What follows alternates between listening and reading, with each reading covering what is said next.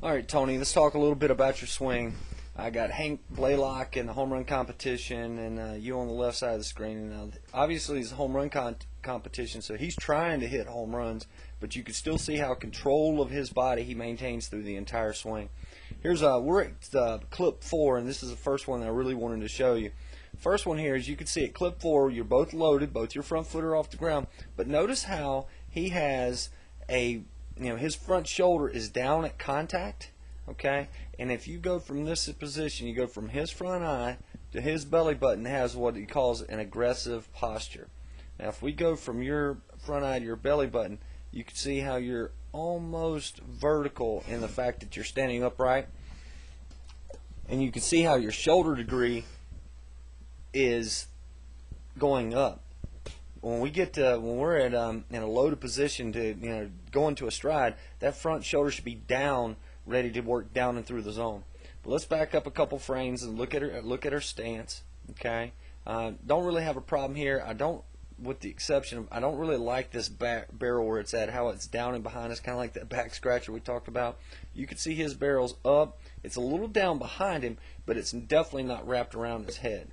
Okay. So let's take a look at as we kind of move forward what that means and kind of how that, and again, the further my barrel is down in this direction, the further that means I've got to bring that barrel back over to here to hit. And again, I want to try to make that as fast as I possibly can and not put myself in a situation that I'm going to struggle to do so.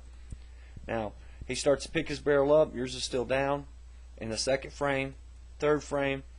Now,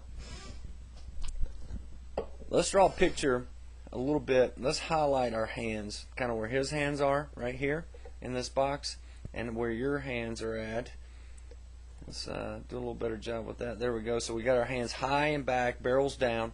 All right, back elbow is up. His back elbow is up, and that's kind of why I chose this one. Someone that is somewhat similar to you. Okay. So now let's start to move forward. Now notice how when he loads his hands, even in a home run competition where he's really trying to drive the ball, as you can see, his hands are just barely outside of his back shoulder. Okay, he's still in a loaded position here, and you can still right now you can see where your hands started here.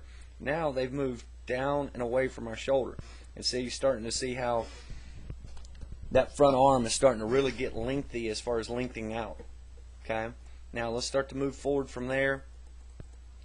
Now you can see how your hands continue to drop, and if we back up 2 frames or a click there, you can really start to see how now my weight is starting to sag on this backside, where you can start to see his weight and everything he's doing is kind of going down in that contact. Okay, so let's kind of progress. Boom, boom, boom. Start to see the hands drop, dragging around that shoulder. Now the barrel's going to drag. Let's move back 2 frames. Right there is where it starts to lag. Now his head and chest is down at contact, and you can really start to see how you're again sinking on that backside. We go up 1 frame, and now the hands are starting to get there. Let's clear off some of this stuff so we can see a little better. Now, you can already see how your front side is starting to clear as far as your shoulders and hips are starting to clear. Okay?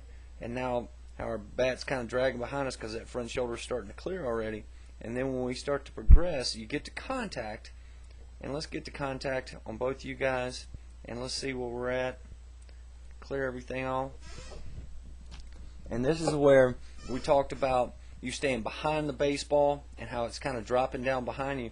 When we get to this frame, I can see head, shoulder, hip, and knee. Everything's in a straight line.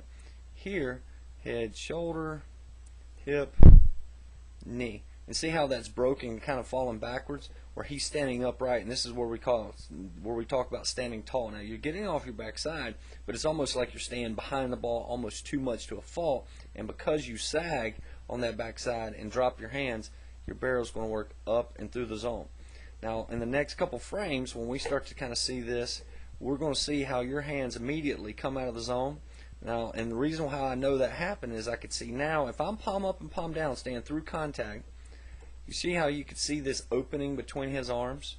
And I don't see any opening at all between your arms. That means you're already rolled over and your barrel is now out of the zone. Okay? So now when your barrel's out of the zone, and if I'm fooled on an off-speed pitch, I have no chance to hit that because my barrel's gone. In this situation, he's staying through this pitch because I can still see the opening in his hands. So even if he's fooled and hit a ball foul, he's still alive with his at bat. In this case, you swing and miss because the barrel's out of the zone. Hopefully that helps, buddy. We'll get to work on it. Got a little bit of work to do, but it's definitely, the athleticism is there. We just got to make some adjustments. Thanks, man.